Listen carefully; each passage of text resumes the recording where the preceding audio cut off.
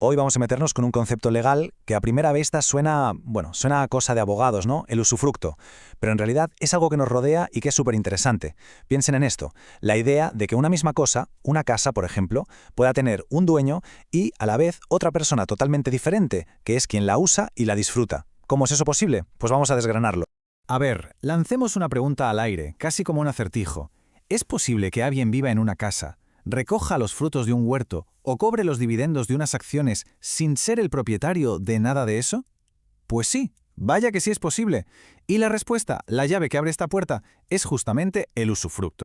Aquí está el meollo de la cuestión. Lo que hace el usufructo, para que nos entendamos, es partir la propiedad en dos. Es como si la propiedad tuviera dos caras.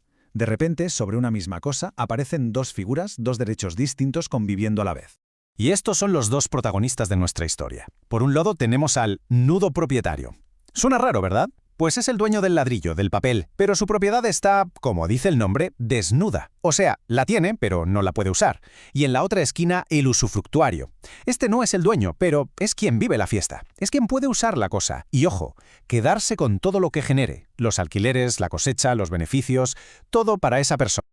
2. Ese es el número mágico aquí, no hay que olvidarlo. Dos derechos que conviven sobre un único bien. Y claro, para que este equilibrio tan delicado no se rompa y nadie salga mal parado, la ley pone unas reglas muy claras. Así que ya lo tenemos. La solución a ese misterio que planteábamos al principio es esta figura, el usufructo. Es ni más ni menos la herramienta jurídica que hace posible esta división de poderes tan curiosa. Bueno, y si nos ponemos un poco más técnicos, la definición del libro es bastante directa. El usufructo es el derecho a disfrutar de un bien que no es propio. Pero, y este pero es gigante, con una obligación sagrada. Hay que conservar su forma y su sustancia. O sea, la regla de oro es disfruta pero no destruyas. Si a alguien le dejan una casa en usufructo, la usa, la alquila si quiere, pero ni se le ocurra tirarla abajo para hacer un parking. Ojo, y esto es clave, ¿eh? Que el nudo propietario no pueda usar la cosa no significa que haya dejado de ser el dueño, para nada. Es como si su propiedad estuviera en stand-by, en pausa, solo durante el tiempo que dura el usufructo. En el momento en que se acaba, ¡zas!, recupera el control total. La propiedad vuelve a estar completa, al 100%. Muy bien, ya sabemos qué es, pero ¿cómo se monta todo esto en la vida real? ¿Cuáles son las reglas del juego?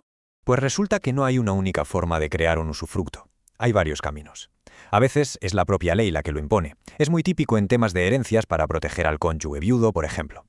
Otras es la voluntad de una persona que lo deja bien atado en su testamento. También pueden hacer de un acuerdo, un contrato entre dos partes. E incluso, y esto es más raro, puede ganarse por el paso del tiempo, lo que los juristas llaman prescripción.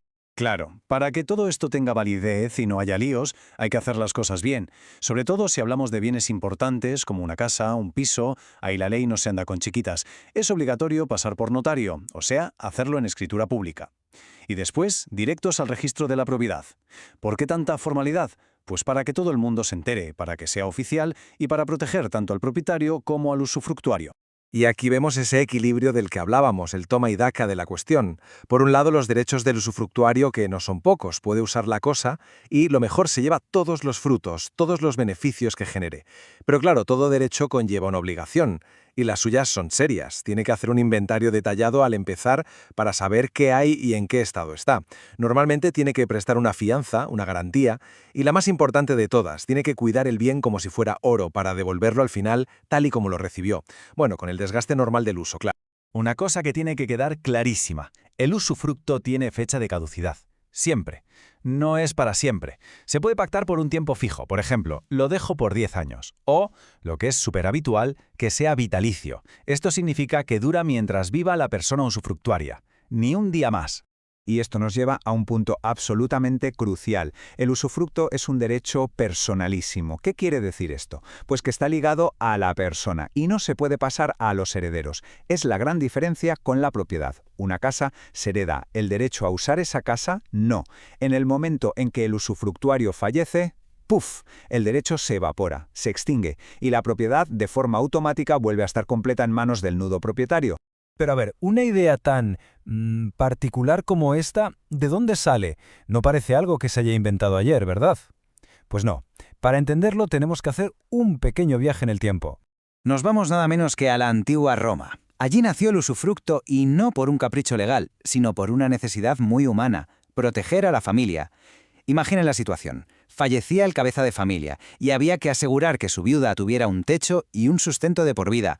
El usufructo fue la solución genial. Se le daba el uso de los bienes para que viviera, pero la propiedad seguía siendo de los hijos, los herederos. Hoy ese espíritu de protección sigue vivo, pero la herramienta ha evolucionado una barbaridad.